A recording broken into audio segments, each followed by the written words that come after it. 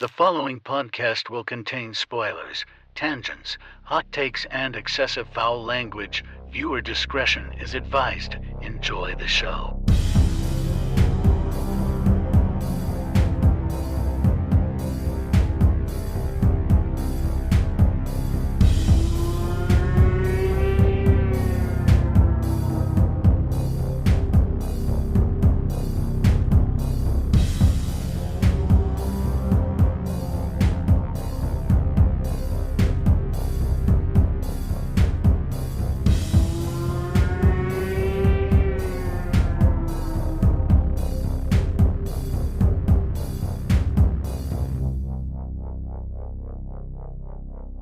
Greetings, horror fans, and welcome to episode 305 of Frightmares. I'm your host, Austin Proctor, and joining me today for 1985's The Return of the Living Dead is Cory Johnson. Heyo. Yeah, I always forget that it's The Return of the Living Dead, and I just don't know why we'd just call it Return of the Living Dead. You know, Dawn of the Dead, Day of the Dead, Night of the Dead. We're gonna pick up and drop the multiple times through this episode, I'm pretty sure. I honestly think, I don't know, I have no idea. This is totally just speculation, but maybe it was because it is slated as the first horror comedy zombie movie, so maybe they were just doing something stupid like The Return of the Living Dead, because every other one is just night of, dawn of, day of. Dumb speculation. My brain is not on Earth right now. We shot Dust Bunnies over the weekend, so if I sound completely delirious and my voice sounds like I've been eating gravel, that is why.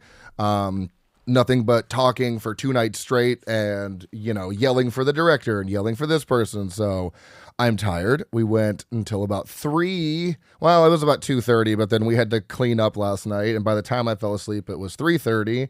And it's 10:18 right now, and I've been up for an hour and a half. So I'm completely lucid right now. And that's not the right word. Lucid is in the right state of mind, isn't it? Yeah. So that goes to show you where my brain is at. So, I smell like what I think Oscar the Grouch's feet smell like at this point, because call back to Christine, because when I was texting you this morning, I was like, I think every pore in my body waited until this moment of my life to sweat. Oh my God. I have to load all the gear into my dad's van at some point today. So it's like, do I just sit like this until that happens, or do I shower twice? I don't know what to do. I'm probably just going to shower twice, because I just, you ever get so just sweaty and grimy, you just feel like you have a film on top of you? Oh, like, yeah. Oh, yeah. 100%. Especially where I'm working now at the heavy equipment rental place. Oh, yeah.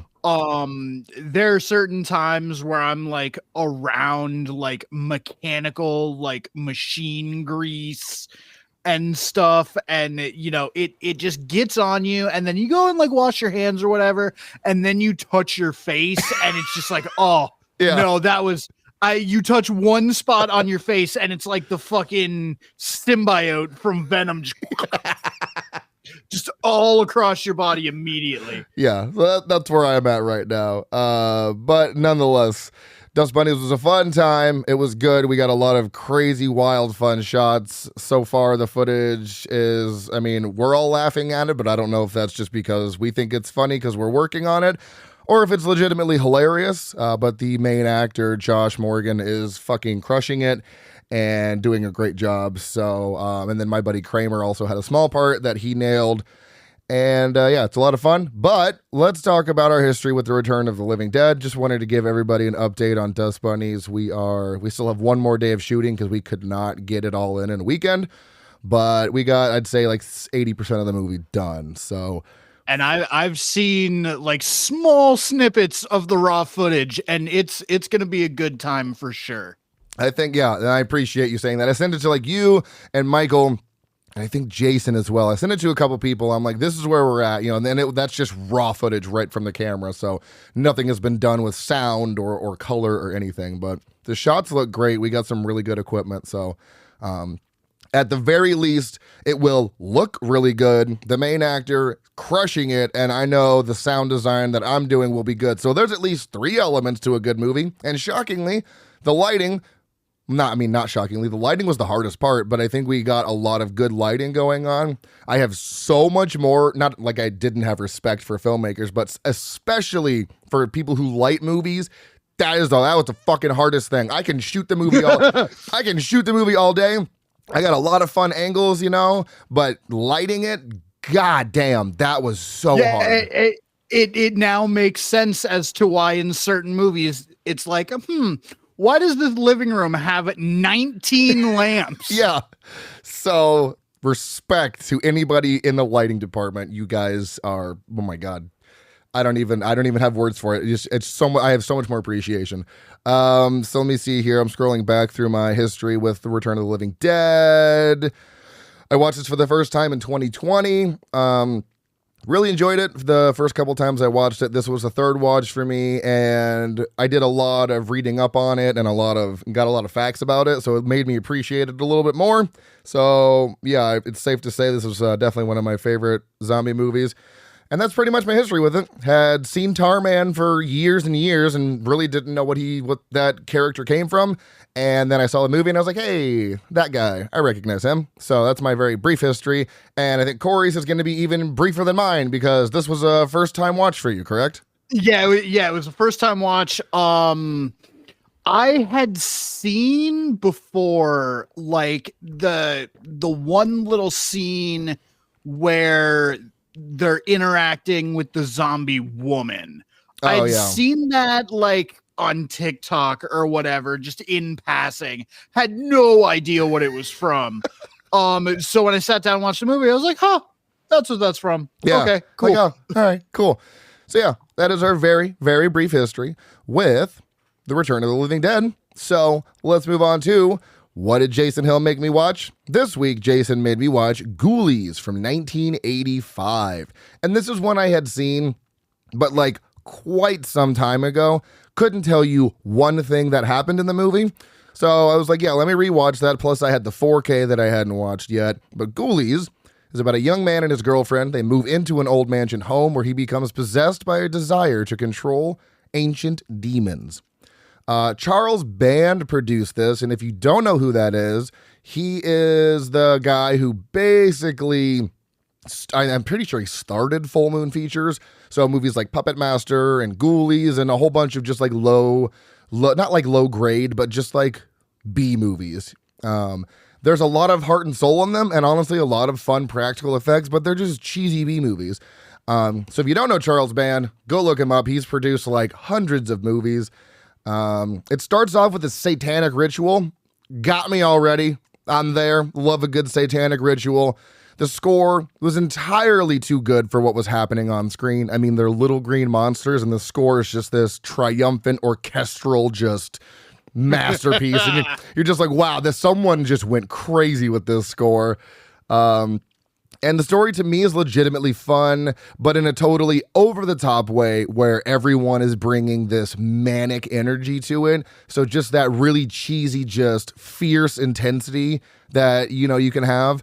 But no one is matching Peter, I think his name is Peter Liapis, who is giving like 150%. Bro is bringing the most wildly unhinged energy. And fun fact, this is Mariska Hargitay's film debut. I know she's from something. I know the name Mariska Hargitay because of The Love Guru, that trash movie with Mike Myers. So she's in like Law and Order SVU or some shit. I don't know. She famous, but this is her first movie. Jason gave this 2.5 stars. His review is Charles Band and Little Rubber Monsters. Name a more iconic duo. I gave this 3.5 out of 5 just because it's one of those movies. It's like, is this a great movie? No, but did I have a great time? Absolutely. So this is basically an enjoyment rating for me because it's not a good movie, but so mine is solely based on the time I had with it. So 3.5 stars out of 5 for me. It has a 2.4 out of 5 on Letterboxd, but funny enough, the sequel, Ghoulies 2, has a 2.8, which is a pretty wildly like high improvement from the original. So I'm going to watch that at some point. And let's see, where is this streaming? Where can you watch Ghoulies? I had the 4K, so I didn't really pay attention to where it was streaming. It is streaming on Tubi and Pluto. So once again, that is Ghoulies from 1985. Jason says, check it out. You'll probably hate it. You'll probably hate it. Thanks, Jason. Let's move on to the highest grossing movies and Oscar winners for 1985. So, if you remember a little movie called Back to the Future, that is what took the cake for highest grossing movie at $385.1 million. And highest grossing... Yeah, that's not surprising. Not surprising at all. And the highest grossing horror movie was Fright Night at a pretty low, I mean, compared to Back to the Future, $24.9 million. And that's the highest grossing horror movie, so everything was under that. It's kind of wild. This was the 58th Academy Awards presented on Monday, March 24th, 1986, honoring movies that released in 1985. Best Actor goes to William Hurt for Kiss of the Spider-Woman, which I've never heard of. Best Actor in a Supporting Role goes to Don Ameche for Cocoon. Best Actress goes to Geraldine Page for The Trip to Bountiful, another movie never heard of. Best Actress in a Supporting Role goes to Angelica Houston for Prizzy's Honor. I guess I just I guess 1985 is just blacked out for me. I don't know because I haven't heard of any of these movies. Cinematographer goes to David Watkin for Out of Africa. Best Director is Sidney Pollack for Out of Africa. Musical score, John Barry, once again, Out of Africa. And if you haven't guessed it by now, Best Picture, Out of Africa. You know, we were on a real bad streak of movies, you know, Oscar winners. Then we had Amadeus, one that I thought I was going to fucking hate, that I fucking loved. And then it's just right back to the bullshit with Out of Africa. It is so painfully boring. It's 2 hours and 40 minutes of Meryl Streep in a farm in Africa, planting, what is she growing? She's growing coffee. What are we doing here, guys? What are we doing? I don't understand.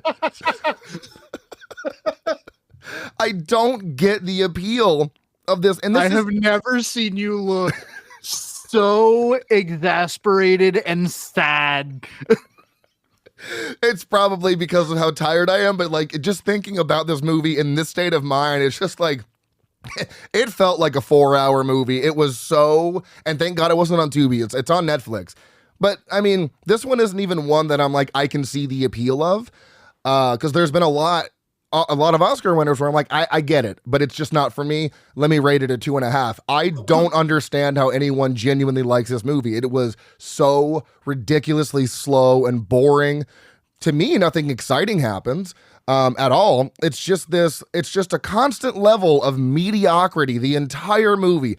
It's shot pretty well. It's acted pretty well. The story, I guess, is pretty good. But at 2 hours and 40 minutes, holy shit, dude. This could have been an 80-minute movie and still gotten the same exact message across. I gave it 2.5 out of 5 because I don't think it's bad. I was just bored.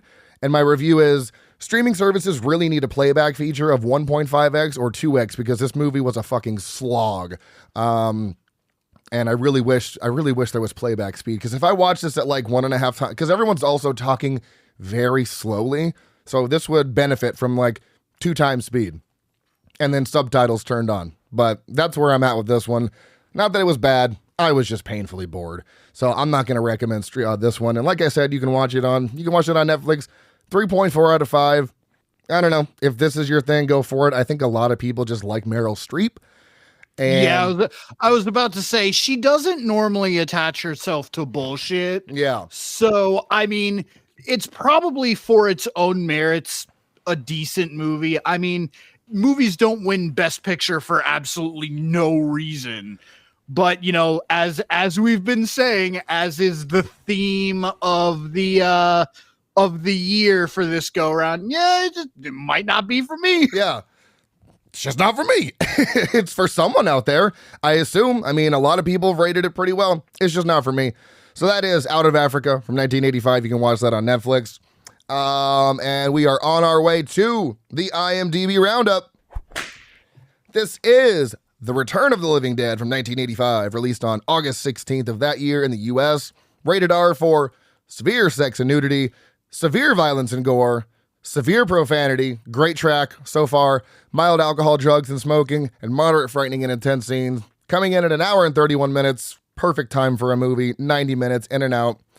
Listed as a comedy horror sci-fi, directed by Dan O'Bannon, who only directed a short in 1969 called Bloodbath, and then one other movie from 1991 called The Resurrected, which is really, really fun as well. Written by Rudy Ritchie, who only has 4 writing credits, and also wrote The Liberation of Cherry Janowski. So I'm sure 4 people have seen that.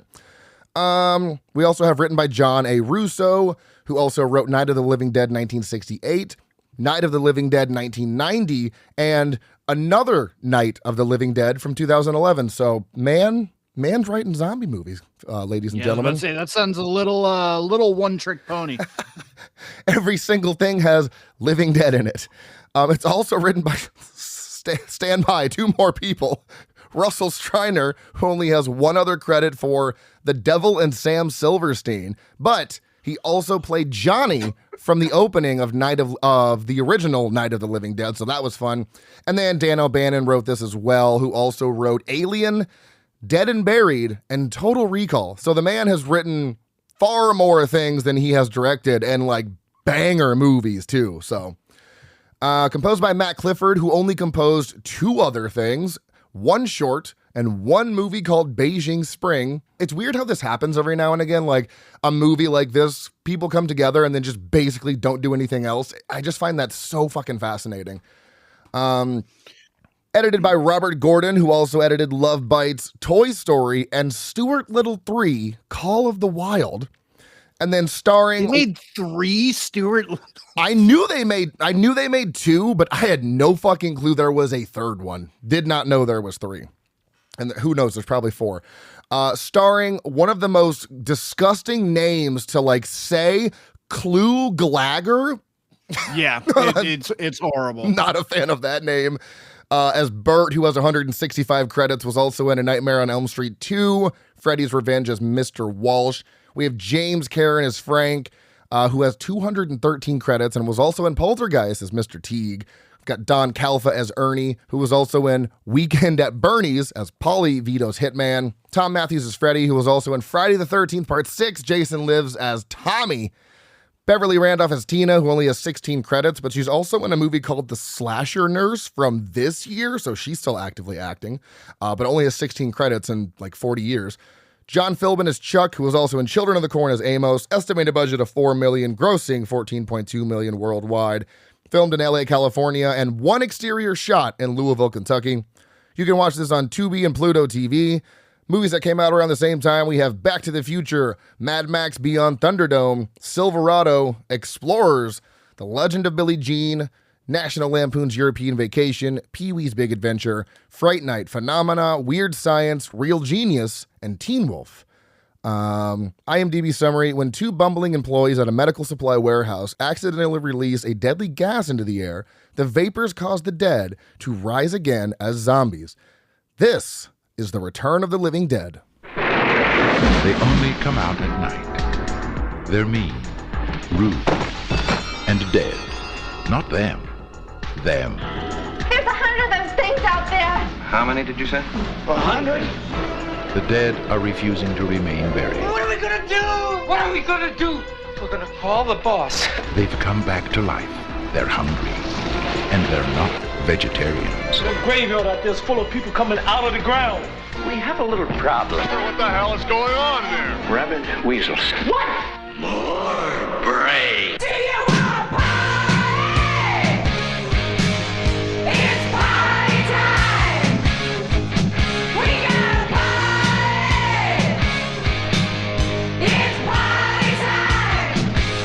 Do you want to party? They're back from the grave and ready to party. It's party time. The Return of the Living Dead. So, Corey, overall thoughts on the movie. I have no idea which way you're going with this one, so tell me all about it. So I am going to open up my overall thoughts by jumping way forward a little bit and including my hot take in my overall thoughts. Oh shit. This movie is very fun. However, it is a movie of very, very poorly executed escalations. Oh damn. Like, everything that happens is predicated on some other just act of stupidity or not even random happenstance. Like, nothing in this movie happens without something stupid or poorly executed happening in front of it. The gas doesn't get released if he doesn't give the fucking canister a whack. The gas doesn't get released if fucking Freddy and what's his name? Bruce? Fucking Bert, the other guy. Bert, yeah. If Freddy and Bert aren't just absolute knobheads, like, who the fuck goes to work in a sleeveless shirt and suspenders? Like, I get it. It's supposed to be punk. That's no punk I've ever seen. But it's super fun. They don't explain anything except for the idea that the original Night of the Living Dead was something that actually happened at one time. It's like a canon event. Yeah, it's like a canon event, but like also not, because it's not the same thing, but at the same time it is. It's very strange. It wants you to take it seriously without it taking itself seriously. And I feel like there's a little bit of a dichotomy going on in the movie, because all the actors are treating it very shticky. Like it is borderline slapstick. Yeah. But then all the practical effects and all the people that are doing the zombies, except for the talking ones, which, spoiler alert, we'll get to that in a little bit. But like Tarman fucking doing way too much, way too well. All the other zombies are doing really well, and it almost doesn't match. Interesting. Like it almost felt to me like they filmed the zombies and then filmed the other people and didn't allow them to interact like you normally would, because it just felt like the energies weren't meshing at all. Interesting. Okay. Well, I don't I don't even know if you liked it or you didn't like it, but I will find out when I hear your star rating. My overall thought is I think this is a wildly unhinged movie with excellent effects and over-the-top acting. So this movie did a lot of firsts. Like I said, it is hailed as the first zombie horror comedy. This is the first movie where zombies actively crave brains and say the phrase. The first time that zombies have spoken. The first time zombies have moved faster than a fucking like limp walk. This is the first movie where they are self-referential, where they talk about Night of the Living Dead being a real thing in their universe. And we get the first, like, but outside of Bub from Day of the Dead, also in 1985, this is the first, like, memorable zombie character as well. So this movie did, like, so many firsts for zombie movies. And I think once I found that information out that I didn't realize, I had this whole new fascination and appreciation for it, because I looked at it when I first watched it and I'm like, yeah, I've seen all this before. But you have to remember, this was basically a pioneer in or not remember, but you have to maybe learn or know that this is kind of a pioneer in the zombie franchise. They took everything that zombies have done up until that time and completely did it in a different way. So I think I have such a respect for that. But plus I already liked the movie as it was, but it made me appreciate it just a little bit more, just because of all the things I mentioned. And I don't know how many people know that.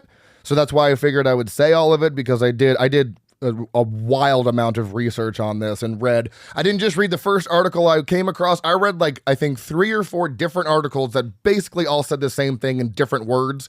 So I feel like what I'm saying is pretty confident. I'm pretty confident in what I'm saying. I usually try not to just read one thing. We were talking about this the other day with fake AI news. If I see something that if I see something that I'm like, wow, that's wild. Like, let me research this before I just take this at face value. And that's why I think AI is just like social media is already saturated in so much non-truth. But with the birth of AI, it's just almost impossible to know what's real and what's fake on the internet anymore. So it's just straight up dead internet theory. Yeah, exactly. So I make sure to do all of my research. So with that knowledge going forward, some of the likes I do have about this movie is for the opening text. I know you and I love opening text, and the text is so great in this because it's the events portrayed in this film are all true. The names are the real names of people and real organizations, and you're like, okay, I'm sure this is real. So I just love that because the opening text just was so convoluted in itself. And then, yeah, them just spouting off about how George Romero's Night of the Living Dead was a real incident. There was something about a chemical substance called trioxin 4,5, which returned dead bodies to life in the morgue. Then, like, the army solved the problem. They didn't know what to do with the remaining corpses, so they sent them back to this place called UNITA. And then soon they forgot to reclaim the living corpses from the medical supply company. Another company, the one that invested and lost control of the substance, threatened Romero with a lawsuit if he didn't tell the truth to the public.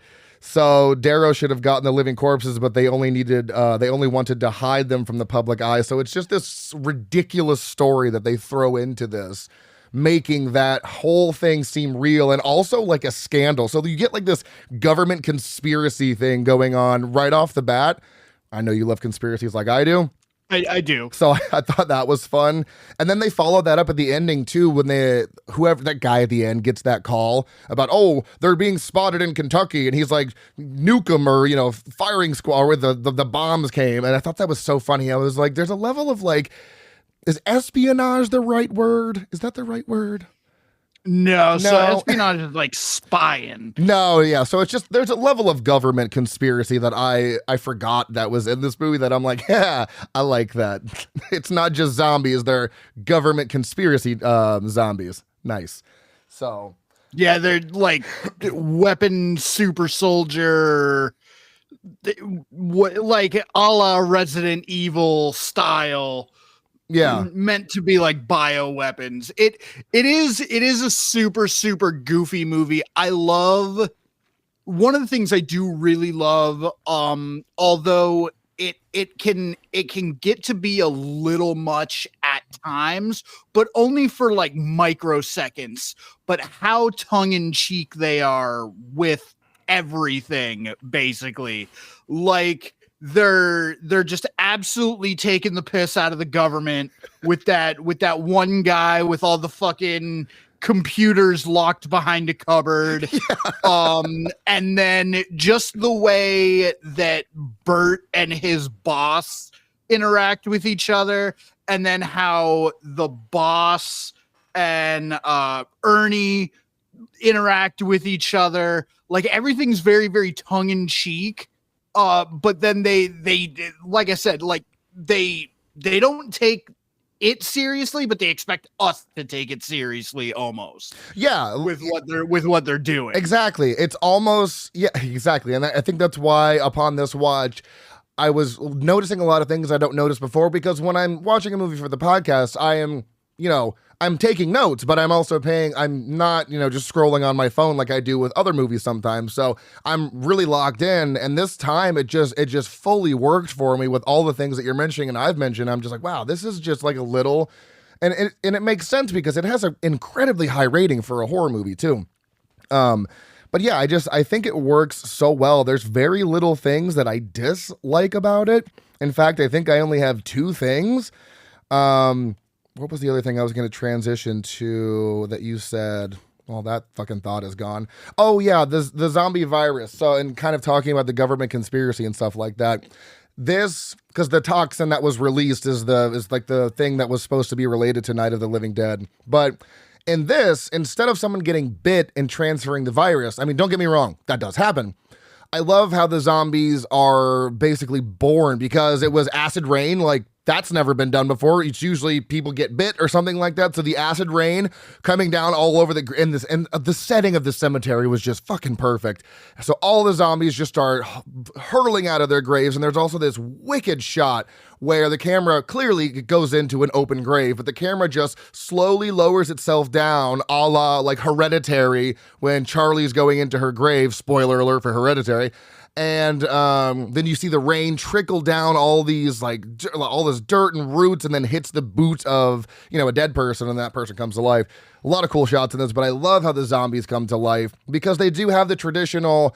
There's people that do get bit and then they turn it into zombies, but the time it took the guys in the beginning of the movie that were exposed to the gas basically the whole runtime to turn into zombies at the end. I thought that was so fucking cool. It wasn't a bite and then fall on the ground and flail and then pop back up. It was, oh no, and they get like sick. The doctor comes in at one point. It's like, you don't have a pulse. Your body is like 70 something degrees. It's like, y'all are basically dead. And they're like shivering, like, what? So I love how the zombies come to life in this.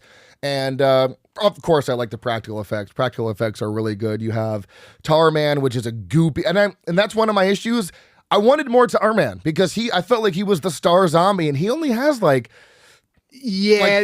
3 or 4 scenes. And I mean, I get it. He was probably so fucking expensive.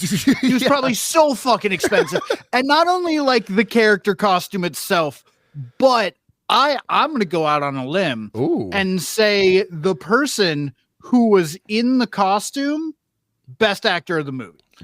Wow, damn. Okay.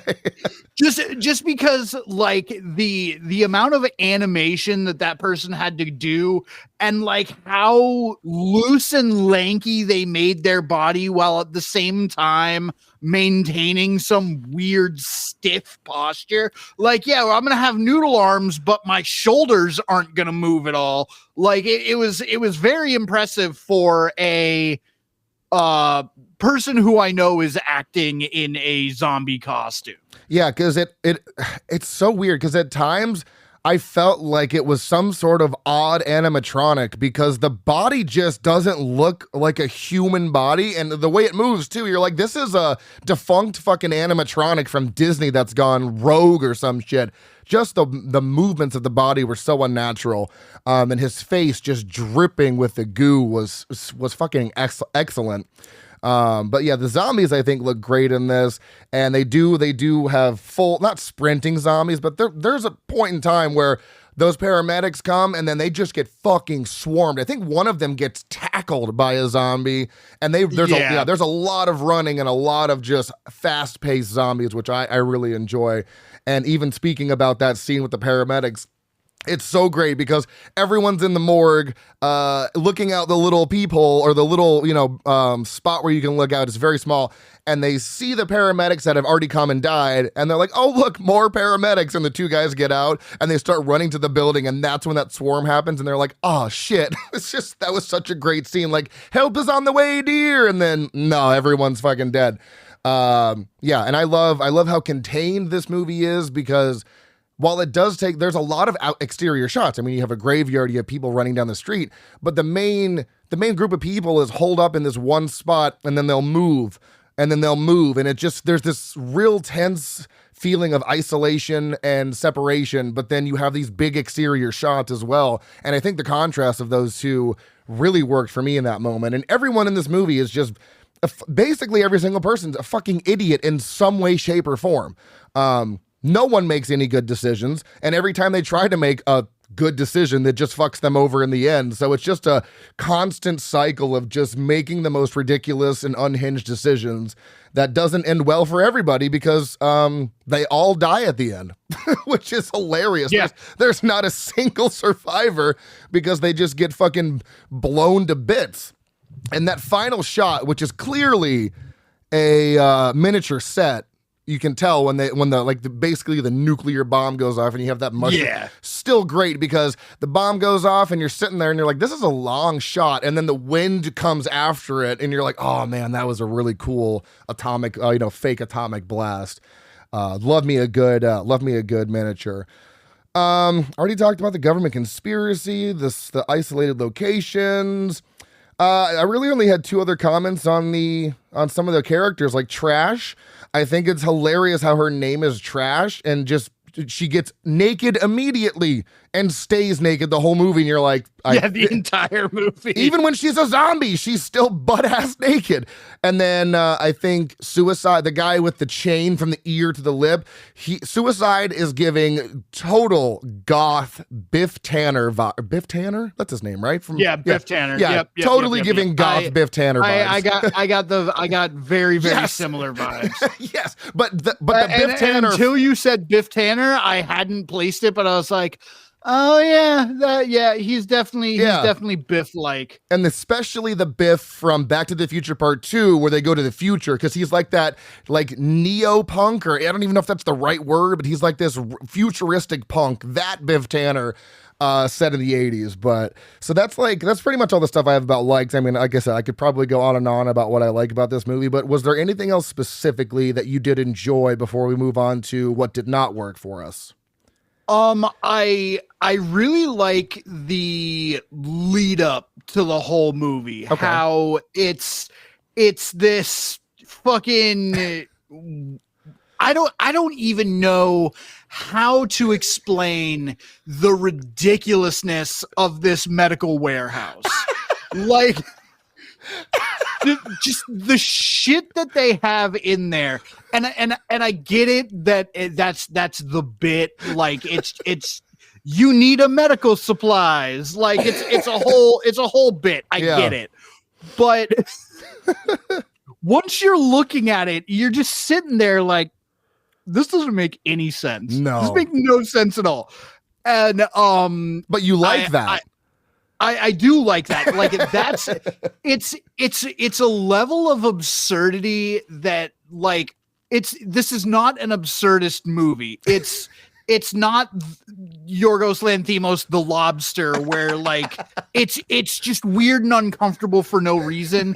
Like this warehouse is weird and uncomfortable because they obviously didn't know what to do, so they're like, everything just take 2 props from everything in the prop department and just put it in here. I love that. And then we're gonna try and explain it away. I really like the interactions with all the punks that we don't get to see a whole lot of. Like, I really like toward the end, every interaction with Spider. He's hilarious. Mm-hmm. He's a smartass. And I also like that they didn't kill him off in the very beginning and do the whole kill off the one black character in the 80s first. I also like Suicide's car. It's a fucking jalopy. It's the exact opposite of Christine. Yeah, it is the polar opposite. It's a really nice dichotomy going from one movie to the other. But that starts to get to be where like my notable likes kind of end.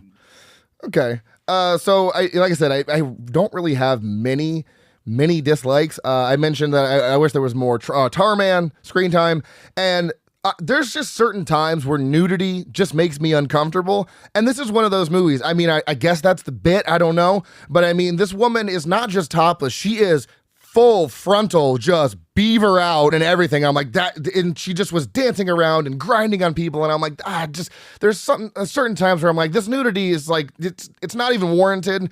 I just don't really need this in the movie. I don't think it's necessary.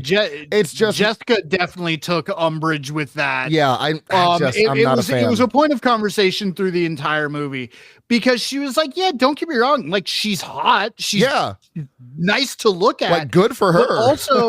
But also, like, it contributed nothing to the movie and it detracted more than it contributed. Right. Which is a problem. Yeah.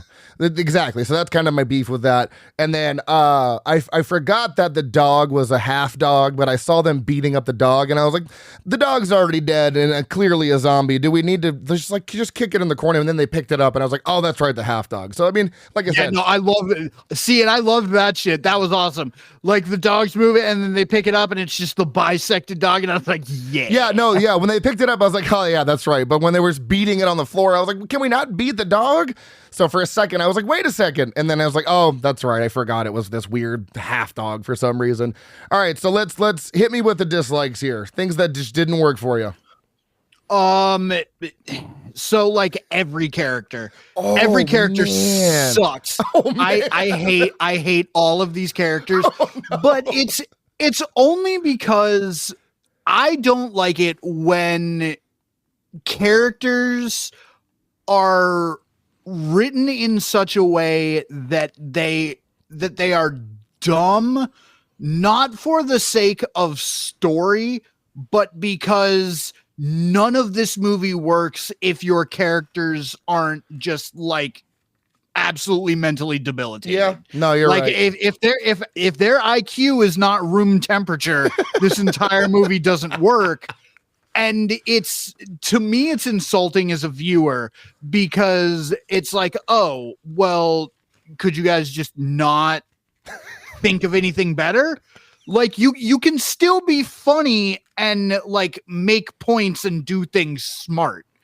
Well, it doesn't have to be dumb, drooling, fucking Brano's got what plants need type shit. But I think that's what's funny, because there's one scene where they go to cut the head off because they're like, that's what they did in Night of the Living Dead. And they're like, did they lie to us? So I think that's kind of what sets it up for like, well, we tried the one thing we know how to do. What the fuck do we do now? So maybe does that lend help to any way, shape, or form? So, and it's not even like the situational of, like trying to kill the zombies or whatever. Yeah.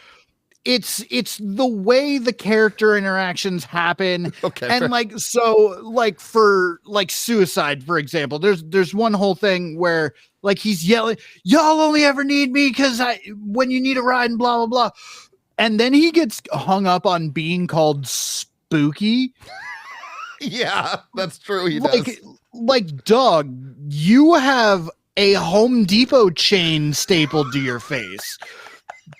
Like it's the characters aren't even self-aware enough to be self-aware.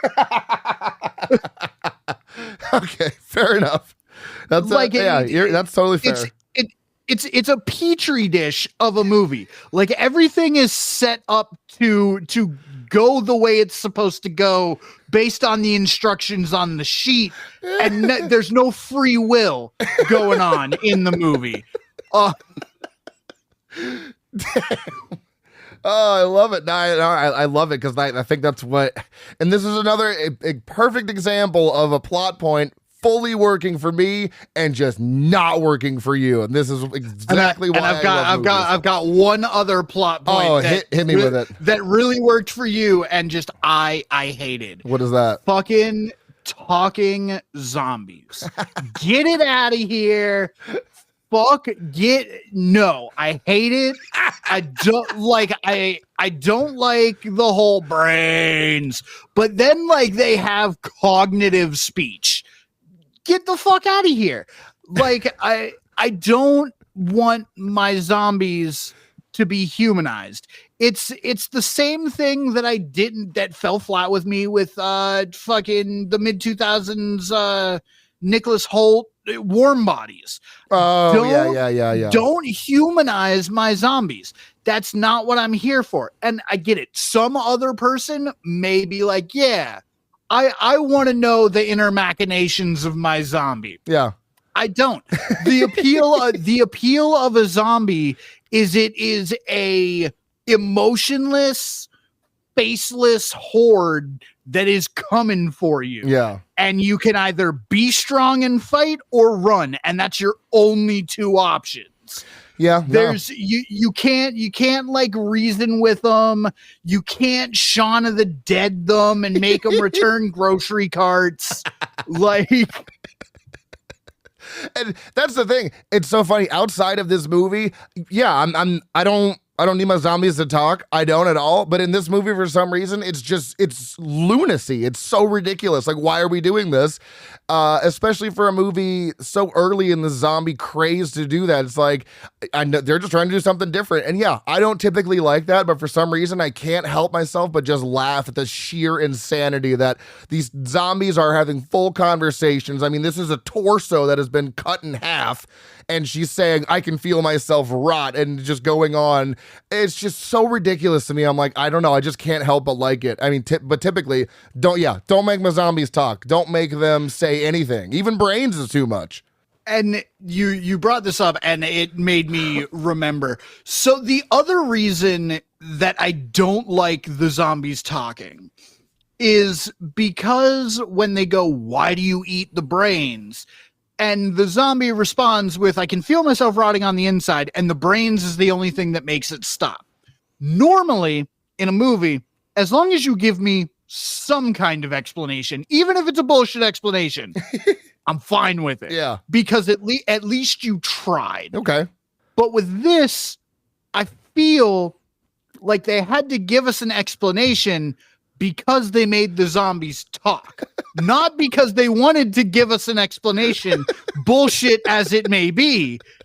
They gave us the explanation because now that they have talking zombies, they have to give us an explanation. So it's like a double cop-out. It's a rare Chicago cop-out. And I fucking hate that shit. Damn. Oh shit. Well, my hot take is not going to be nearly as hot as yours, so I'll go first because I don't think this is a hot take at all. But outside of Train to Busan, because that is my all-time favorite horror movie, I'm gonna say this is my all-time favorite classic horror movie. So anything pre 1990, I guess is what we'll say. I'm using 1990 because that's when I was born. So anything before that, it's a classic. I don't know. Let's just go with that. So hit me with your hot take because mine was pretty lukewarm again.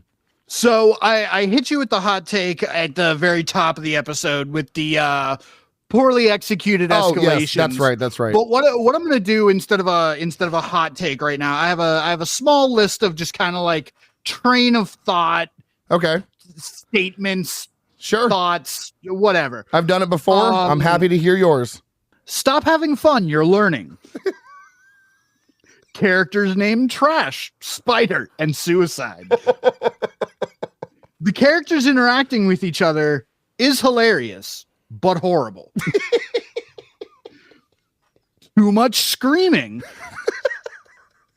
That girl probably got criminally underpaid to end up the only nude person in an hour and 37 minutes plus ads. Plus ads. A movie of poorly executed escalations. Oh shit. Tarman. That's not the NATO phonetic alphabet. That's a tank with a nuke bullet. Did this movie just invent Metal Gear before Metal Gear? and that's all. Man. That's all I got. So my hooked moment is pretty early on when they go to cut the dead guy's head off, who's clearly a zombie, but he keeps walking around because they think that's what's supposed to kill them, but it doesn't. To me, it's just wildly hilarious.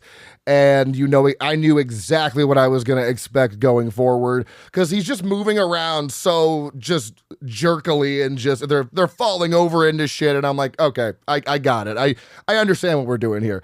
Did you even have a hooked moment for this movie? Oh yeah, Okay. I had so for every moment that I was like, I didn't like that.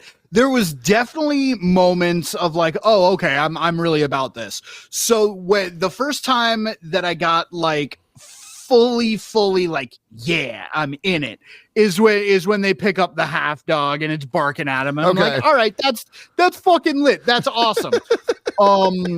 And then when you get the full first Starman reveal, and the camera does that like sweep and zooms in on his face. Yeah. And he's like, brains. I'm like, all right, I don't like the brains bit, but that was pretty good. Yeah. I was reeled back in from the disgusting punks when all the zombies started coming out of the fucking graves. It was really awesome. And then the whole little chapel sequence where Freddy's chasing Lee around. It's super fun. It's very Scooby-Doo at the same time, but it's one of those moments where I'm like, all right, I will let this is the piece where the stupidity skates. Okay. For me. All right. So for me, I'm never lost. Is there a moment? I mean, so it sounds, what I'm getting from you is it sounds like you were hooked in and then lost, and then kind of hooked in and then lost. So for every moment that you were reeled back in, there was a moment that you're like, I'm not really into this. Yeah, it's a very peaks and valleys movie for me. Just because there's. And not that I could have done any better with my current skill set, but there's a ton of stuff that I personally would have done differently. Okay. And it's just one of those things where I'm like, I didn't like this, but I really like this. I really hated that, but this was okay, so that I'll give that a pass.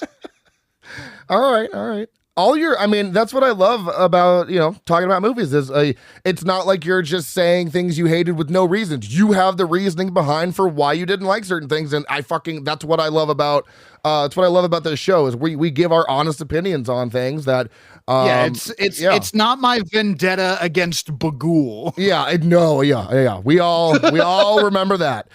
So horror moment for me, and I'd forgotten about this scene because I hadn't seen the movie in a couple of years, but there's a scene where the paramedics go to get out of the situation, and he puts the key in the ignition, turns on the lights, and it just illuminates this fucking just giant horde of zombies all staring at him. And he goes to close the door, and a zombie comes in from that way. He goes to jump out the other door and basically gets fucking Bobby Boucher'd from the other way. And I was like, yeah, peak fucking horror moment for me. That was really good. So that's mine. Did you have one? And see, so you get that, and then like 8 seconds later, they give you the fucking bullshit of the zombie doing the California shuffle, picking up the radio going, send more paramedics. Like, what fucking Looney Tunes bullshit is this? So you give me this awesome horror moment of the cliche, but when done well, it's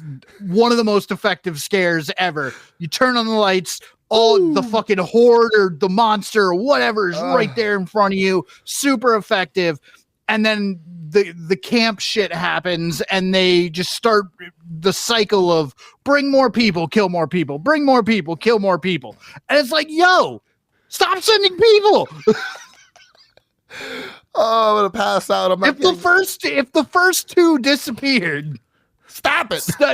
Don't send more people. I know it's the 80s, but y'all are not. We're not lemmings here.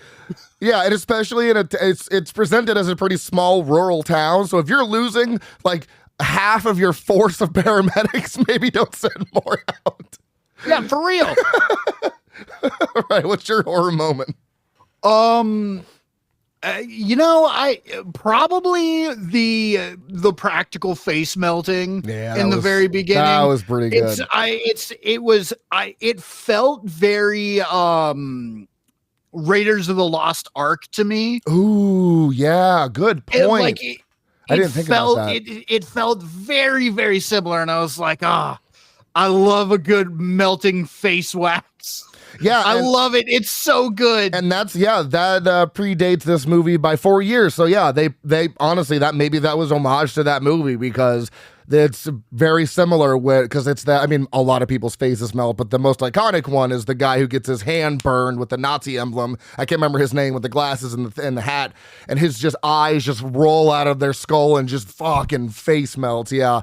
I love that scene in Raiders of the Lost Ark. God damn. No, especially in that movie, because that shit comes out of fucking nowhere. You don't expect that. That's one of the most horrifying scenes I ever saw as a young kid. My parents actually made me go around the corner when I was young because they didn't want me to see it. And when I finally saw it, I was like, yeah, that tracks. I would have had nightmares forever.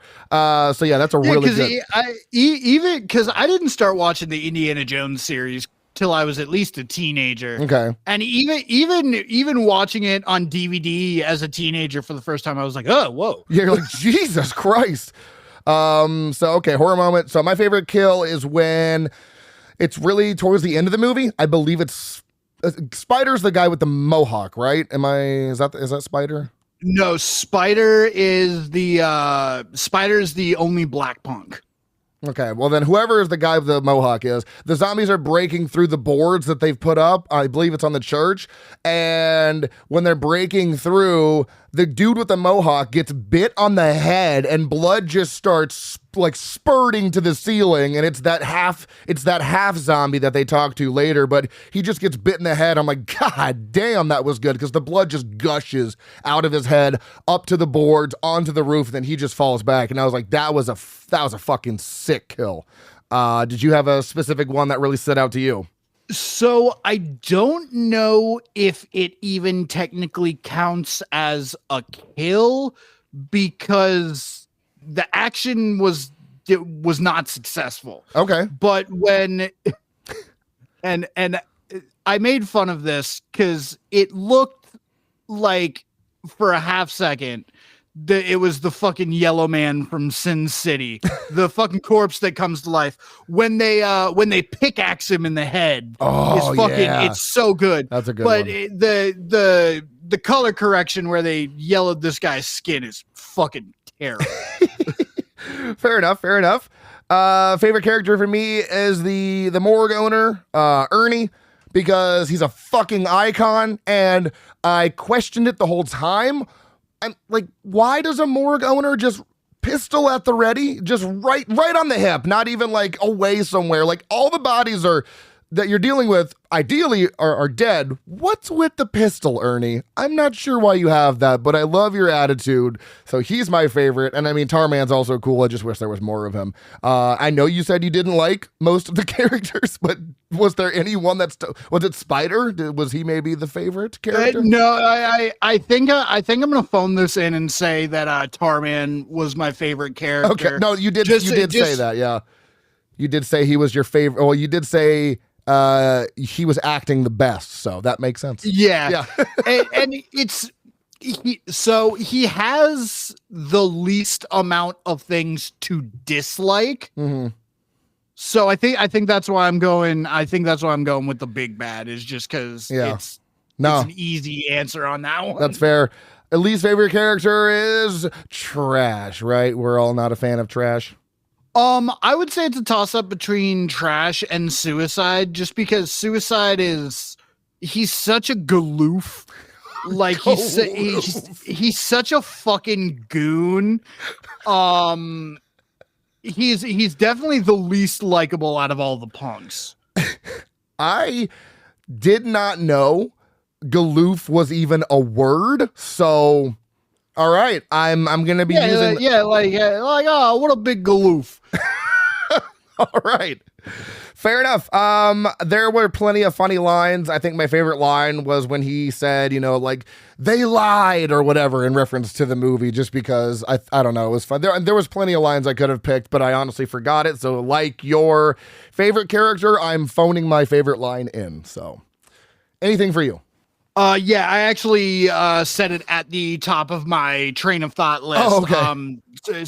Stop having fun, you're learning. I was like, that's because in a perfect world, I am also having fun while learning. That's what makes learning awesome. Knowledge, the more you know. All right. Anything else you want to say about the Return of the Living Dead before we wrap up? This is definitely a movie where if zombie movies are your cup of tea, you will probably enjoy this movie. As we all know, I'm very picky when it comes to my horror movies. Yeah, I'm a I am a infection zombie person, not a like reanimated zombie person. We all know this. But it's a fun 80s ride if you don't mind. A lot of people that went on to do pretty decent things not really hit it out of the park. Like fair enough. Everybody, like the woman that played Trash has been doing exclusively horror movies for the past like 40 fucking years. That's true, yeah. And she's really good in a lot of the stuff that she's in, but everybody just kind of halfway misses the mark on this one. Okay. If you're cool with not caring about how well it's acted, it's a great movie. Fair enough. I totally can understand where you're coming from. So let's move on to post review stuff here. I only found one tagline. They're back from the grave and ready to party. Trivia: the filmmakers had to get approval from Lysol to have Frank spray away the stench of death with their product. Quote, they liked the idea that Lysol would kill any conceivable odor. The shot of the barrel corpse, Tarman, changing through the glass panel was done with a wax face over his skull and then heating it up to melt it. The glass cracking was unintentional and happened due to the heat. Some of the zombie extras were paid a bonus to eat real calf brains in the film. Dan O'Bannon didn't want the actors to do anything he wasn't willing to do and ate some raw calf brains as well in front of them to show them that he wouldn't do anything, or he wouldn't ask them to do anything he wasn't willing to do himself. That's how you get fucking mad cow. Yeah, you're telling me. The part of Bert was originally offered to Leslie Nielsen, who wanted too much money. Fair. They offered to Robert Webber, who hated the script. Oh, this movie would have been so much better with Leslie Nielsen. Could you imagine? He would have brought that. I would have given this movie a 5 out of 5 solely based on, like, it could have been Leslie Nielsen delivering all the lines himself with no actual zombies. 5 out of 5. 5 out of 5. So after he wanted too much money, they offered it to Robert Webber, who hated the script. They then tried Scott Brady, who was too sick and actually died a year later, and then finally went with Clu Gallagher right before the first day of filming. And lastly here we have Tobe Hooper was originally slated to direct it, and it was supposed to be filmed in 3D. Woof. Goofs. A great number of zombies appear to be recently deceased, meaning they were buried in modern caskets. There's no way the zombie acid would be able to penetrate through 6 feet of soil and then leak in to a concrete grave vault and a casket. So that's just a dumb goof I found. When Bert and Spider are in the cop car and they screech on the brakes to avoid hitting a horde of the living dead, the cameraman can be seen in the backseat of the car, as well as the camera. Look for the red light. When Bert decapitates the cadaver with a hacksaw, the camera cuts to a close-up shot showing 5 hands holding the cadaver dummy. And though the setting is supposed to be in Louisville, Kentucky, there's not a single person who speaks that has a typical accent of the region. Rated 7.3 out of 10 on IMDb, 3.8 out of 5 on Letterboxd, has a 91% on the tomato meter and an 80% audience score. I have no idea what you are going to give this movie, so hit me with the rating. I gave it a 3 out of 5. Okay.